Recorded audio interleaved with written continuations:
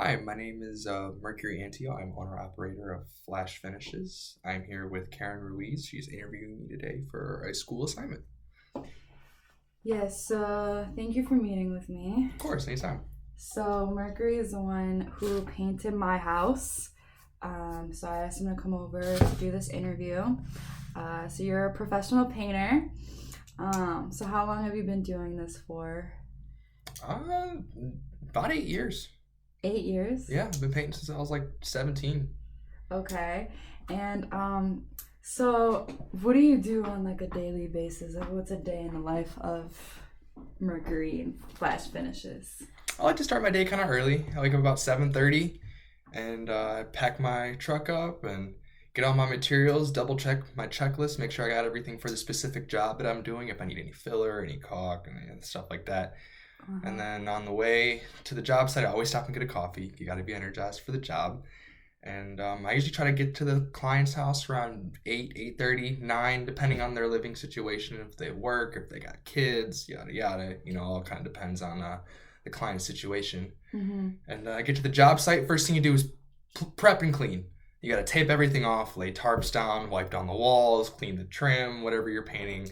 You got to make sure everything's nice and most of the work goes beforehand before you start laying paint on the walls. So most of the work is prepping, pretty Yes. much. Yeah, 65% of the work is prepping, and the other, So do you have your own materials, or so the only thing the customer has to pay for is the paint?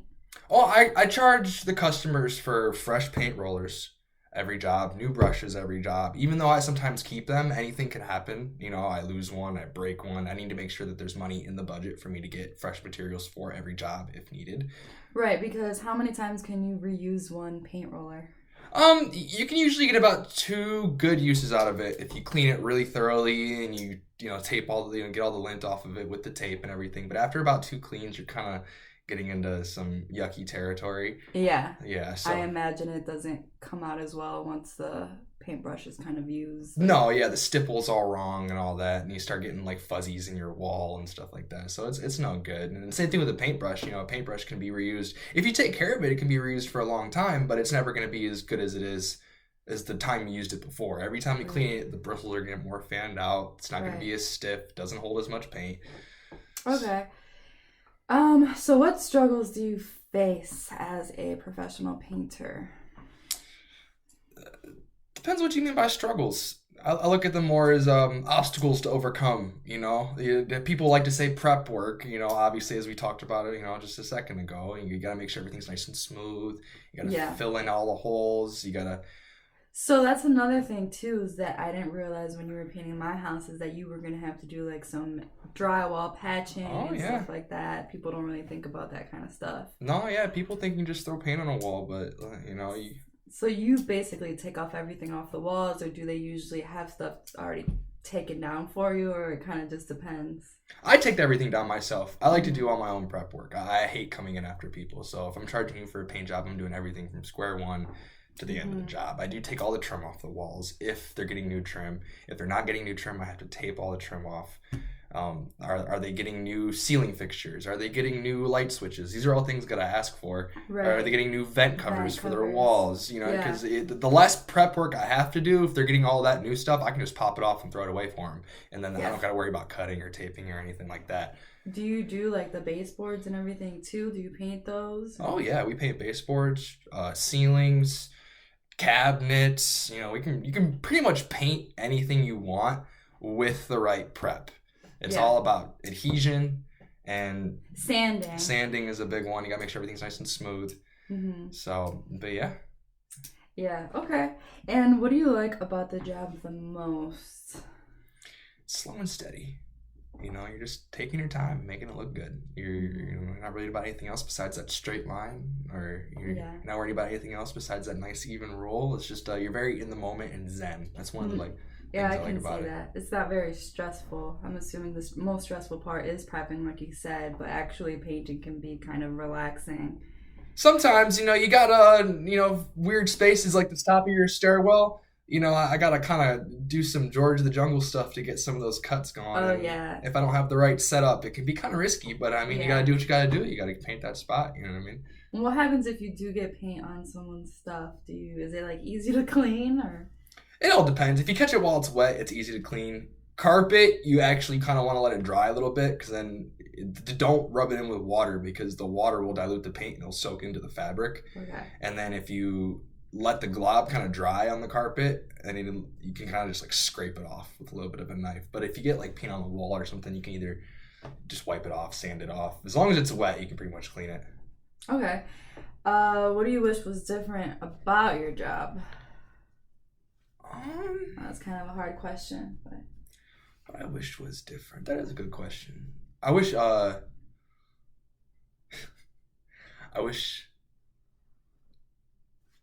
do I say this without sounding mean? just say it. You could be honest.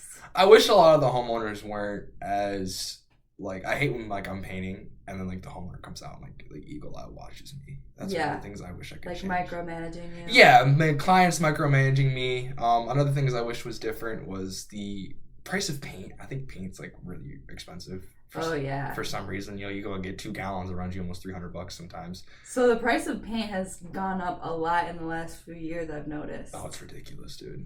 You want some good quality paint, you're paying almost $100 a gallon. Yeah, that's crazy. But you don't have to pay for that. No, yeah. They gotta. It all depends, though. Do I know the client? Sometimes I throw them a deal, and if I have extra paint in the same color, or if it's like a really common color, like a really, really common color nowadays is that mindful gray or agreeable gray or whatever you want to call it by Sherwin-Williams. Almost everyone's getting that. So I usually try to have like a can of that on me or like a can of just like white ceiling paint, So stuff like that I don't really try to charge the customer for just because it's good business. But okay. Can you kind of talk about like the different types of paint, like the different types of sheens for different types of areas in the house, like baseboards, what do you usually use, walls, and cabinets? I mean, it's all personal preference. So, you can kind of put any paint wherever, as long as you're the homeowner. You gotta look at it, you gotta like it, But standard, you do satin or eggshell on the walls. If you want to do a matte wall, you can. Now, like this wall behind us right now, this is kind of a matte sheen. There's less shine. Gloss for stuff like bathrooms or trims or doors, cabinets, stuff that gets because the gloss has like an enamel in it. So the more layers you do with the gloss, the tougher the paint's going to be, the harder it is going to be able to scratch that surface. You know what I mean? So it's easier to clean. It's easier to clean, yes. Matte's harder to clean. So it's you scrub a little bit and it starts to come off because there's no protective coating. It's just the pigment. And so isn't like satin very similar to matte? Satin, so it goes matte, and I think it goes satin, then eggshell, then semi-gloss, then high gloss. I could have mixed around satin and eggshell, but they're all kind of like satin and eggshell are like really close together, and then semi and gloss is really close to like. And you said gloss is recommended for cabinets in like vanities in the bathrooms, things that need to be clean. Gloss or semi-gloss, it all depends. Like that, like I said, just that gloss is an enamel. Mm-hmm. So as if you have like cabinets, you can go. I wouldn't put matte on cabinets because you open and shut them, your fingernails scratch them. They're gonna chip off. You're gonna need touch-ups. So. Okay. So who are your clients?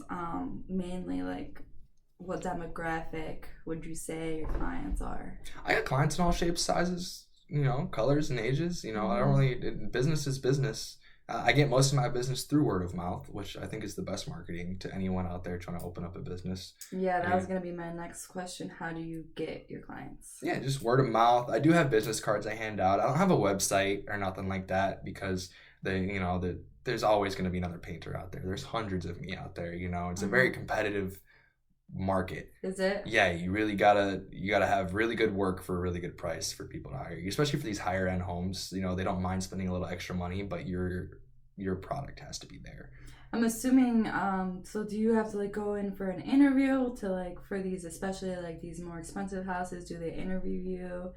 Yeah, I usually end up doing 2, sometimes 3 visits before I start a job. I go out there first to look at everything, get my measurements, to give them a quote, and then I usually go back out there again to make sure all the material is there for before we get to the job site. I like to have everything at the job site before I start, so I do a couple preliminary visits to the client first to make sure everything's all set. And then usually by the third visit, we're almost ready to go. So we go in there, talk to the client, make sure they're comfortable with me. And plus, the more you interact with them before the job starts, the more comfortable they feel with you in their home. Right. Not like a stranger just coming in. Yeah, and the more trust you have with the homeowner, the easier it is for you to get your job done because, you don't have to work around their schedule as much. I've had people be like, well, I'm not going to be home, but I'll leave the door unlocked for you. You can come in. And it's like, that's kind of, it's kind of off-putting if you don't know the guy, but, if you trust him, it works out well, It's like, I can go, I don't got to worry about his schedule or just kind of work on my own time. Whatever I need to get done, I can get done. So it's very nice. I'm assuming you have to show them pictures of your work and everything like that. Do you usually take pictures of all your jobs and stuff? Not all of them. I'm kind of bad about that. I do have if I do like a 5-star job, I will take pictures of it. If I feel like a really expensive client. I got a couple posterized jobs that I have pictures to show people. But, sometimes I'm just so busy. I gotta, by the time I'm done cleaning up and get everything ready, it's like kind of dark. And I'm like trying to go home, so pictures I'm bad at. But yeah, like I said, the word of mouth helps because if the person you did work for before gives your name to somebody, they're most likely coming over to their house to check out the paint job or they have pictures that they're showing them. So that's where the word of mouth aspect comes in. What do you think sets you aside from everybody else? Is it like your speed? Is it your attention to detail? Is it your cutting? Because I know you don't use tape, which I was surprised when you painted my house that you don't use tape at all. You just cut everything, which I'm assuming it's kind of hard to do that. But yeah, what do you think is like your area of like that makes you stand out? All the extra drywall work that I do, not a lot of painters will do that. Like actually get a bucket of mud out and like start mudding things. They'll just get the little, Will they just paint over the holes and stuff? Well, they get it's called painter's putty. It's like a 20-minute dry type deal, but they're not looking for like smooth finish sometimes. They're just looking to fill the hole to paint over it. Like, I'll go through and I'll scrape everything down. I'll make sure everything's nice and smooth and filled in. The whole wall's perfect before I even start priming and painting. So drywall takes like a day to dry. So is that like a day of prep work? Usually got a couple days of prep work. The types of mud, I used your place. I used the bucket mud, which takes longer to dry, but it has like a little bit of like latex in it, so it's better for like stretchiness. You know what I mean? Like if obviously the client's under a time crunch or there's not a lot of drywall work, I will use like 45-minute or even 5-minute mud depending on how big the spot is. Right. So it kind of varies. Okay. But yeah, I would say on average about a day or two of prep before you can, depending on how many people I have with me. Okay. Okay, what are your predictions of this industry for like the future? Like, where do you think your business is headed? Man, I don't know. You see these AI and these robots out here taking everybody's job. I saw a video the other day on a commercial job. It was a robot with a paint sprayer built into it. Oh, really? And it was painting the walls. Yeah. Wow, so you think you're going to be out of a job here soon? Who knows, man? I mean, obviously they can never take away the craftsman, the detail aspect, but I think a lot of other aspects of the job is going to be automated here soon. Like, the robot spraying the walls, they might just have a human come in and do all the cuts. You know what I mean? Wow. Versus rolling the paint on, or they might just have a human. Well, they better still get paid the same. Well, yeah, that's another trade-off too, because anyone can, not anyone, but the majority of people with enough practice can roll paint on a wall. Not a lot of people can cut straight lines. Yeah. So it's like if they're eliminating the grunt work but keeping the specialty work, if it's a better way to say it, I guess, and those people are obviously going to still get paid a decent wage, but the job market's going to become way more competitive. You know what I mean? Like you're going to be up against 50 guys who know how to paint, quote unquote, but only 10 of them can cut a straight line without tape. You know what I mean? Right. So. And I know there is a technique to painting, and I think a lot of people think, including me before hiring you, think that you're just like putting paint on the wall, but I know there's a technique that you use. So what is your technique when rolling? Well, rolling, you get your first coat on. You don't really got to worry too much about the stipple, it's called, which is like the marks it leaves, the roller leaves. Okay. Because unless you're using a foam roller, then you're going to have like a noticeable like ripple pattern on the wall, you know what I mean, from the paint. And that actually has to be in a certain direction. So like, you do your first coat, and then as long as that's uneven, you don't really have to worry too much about like what way you finish your pull.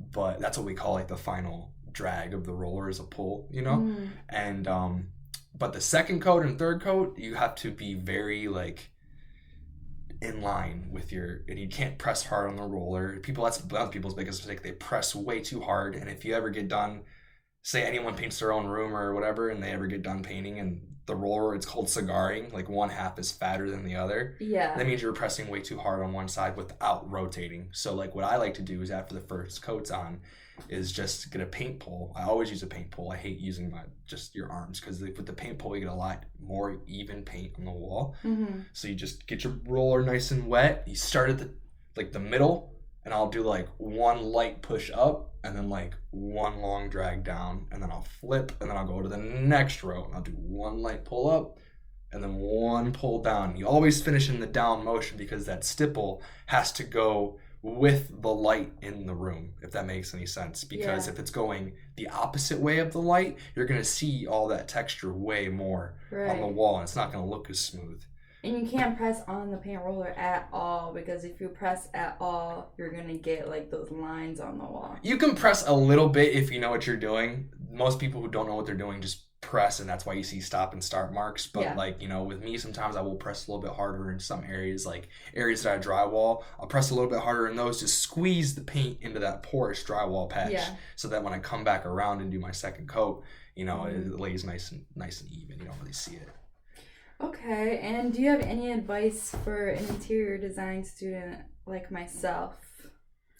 I would get in, like, if you say you get your job and you're trying to start your own business, I would get in with like local paint supply shops and stuff like that, because sometimes they'll carry products that these big box stores don't, or even just get in with like a local distributor. It's all about who you know, so it's like you tell your client, like, hey, I got this one guy who has these way cool color schemes of paint than both Sherwin-Williams or Benjamin Moore, whoever you go with, you know what I mean? Or so have connections, pretty much. Have connections, know your trends, know your hip colors of the year, know your ins and outs of, what's trendy and what's not. So you just kind of keep up with the wave, honestly. The times. Yeah, the times. Okay, and how do you choose your products? I think we already kind of talked a little bit about this. Choosing my products. So is there like a specific type of paint that you usually recommend for like long lasting? Obviously I probably would be like the most expensive type of paint, which is what? I mean, Sherwin-Williams Emerald is up there. I personally only use Sherwin-Williams just because of our area. There's a Sherwin-Williams everywhere. I do remember you saying that. So you don't like Behr, you like Sherwin-Williams. Yeah, I don't like anything from Home Depot is trash. All right. Why? Just because it's mostly like Behr and Valspar and that stuff. It something called picture framing, which is like when you're doing your borders and you're cutting, and then you roll, you can really see the difference of like where you cut versus where you roll, and it just doesn't bleed and doesn't blend very well. It takes more paint and more coats to get it covered in like a nice Sherwin-Williams Emerald. Even with the coat, you know what I mean, you're looking pretty solid, and there's no picture framing, there's no bleeding, and it's just nice stuff. And Lowe's actually partnered with Sherwin-Williams, so if you go to Lowe's and get paint, it is technically Sherwin-Williams. So I'll tip out there for the homeowners. So that's good to know. All right, so last question is, what is your hiring process like, and what are your qualifications for people that you hire to work for you? I mean, it's at the end of the day, it's painting. Everybody's trainable in my book. I don't care who you are. Everybody's trainable. It all depends on how much you really want to learn and want to get better. So you train people before, I'm assuming, before we go out to these expensive houses and stuff. Oh yeah, I mean, most of the time with the expensive high-end jobs, it's just me, because I don't know enough people who care about it as much as me, obviously, because it's my business. But if I have like a bigger job that's not as expensive, I'll bring on a couple friends to just, just people I know, because it's easier to hire people versus strangers, because then you give a guy a job and he doesn't show up, or he's late, or he wants money up front for the week, and it's like too much of that. As long as you can hold a paint roller and you can go slow and you don't rush and you listen to instructions and you seem personable. You know, you don't got a bunch of face tats. You know, coming smelling like drugs and Right. you You have to present yourself a certain way also because you're going into people's homes. Exactly. You know, it's just as long as seem like a decent human being and you can follow some directions, I'll give you a chance. You know, because everyone's got to practice. I wasn't perfect when I first started, but you get better by practicing. You know what I mean? And then hopefully with enough practice, and I can get a solid crew together, and we can actually start doing the bigger, fancier homes and making more money altogether. You know, in a faster paced environment. Like it really would be nice, but it's kind of hard to find good help nowadays. You know, either everyone's got a full-time job, or you know, we're getting to the age where people are starting to have kids and get careers, and it's like not everyone can just, you know, be a painter 24/7. And it's different for me because I own the company, so I'm reaping most of the benefits, to whereas I can only really afford to pay someone like 15-17 bucks an hour under the table. You know what I mean? See. So how long does it usually take you to train someone? Depends on who they are. I've taken it as long as a month to get them to go right. You know, how you want it, how I really want it. Yeah, how I want the work to flow. And some people, you know, I've had a couple people come on, and within a couple days, they're like, you know, they got the groove of it, and I can just send them off to do what they need to do. You know, it's kind of refreshing when we get to that point. Okay, and I know I said that was my last question, but I just wanted to ask you one more. So, obviously, you do interior. So, you've never done commercial like painting. I'm assuming that's like much more cut and dry. What do you mean by commercial, like businesses? Yeah, because like I've done commercial in the aspect of like multifamily homes and apartment complexes and stuff like that. That's technically commercial. But I'm talking about like businesses. Yeah, well, I've done one business, and the thing is with businesses is sometimes it depends on what business it is, obviously, but sometimes they're not picky. Sometimes because the customer's not looking at every little corner and crevice like at home. Yeah. So commercial is a lot more lenient in the fact that there's not someone there staring at every single imperfection 24 hours a day, 7 days a week. So it's better. I wouldn't say it's better because that's way more competitive. You know what I mean? Oh, yeah. Like getting a job, like, you know, residential painting is a lot more, what's the word? It's like, it's a niche. Word of mouth. It's a niche. You know, not a lot of people can do a good enough job for someone to come in the home and they trust that they can do a good job versus commercial. It's like, I just need my gas station painted. Can you paint it for me? You know what I mean? Type deal. And it's also different because a lot of commercial places don't even like to paint on the inside, you know, routinely. It's also the outside that gets painted. And I really don't do exterior painting because it's a pain in the butt.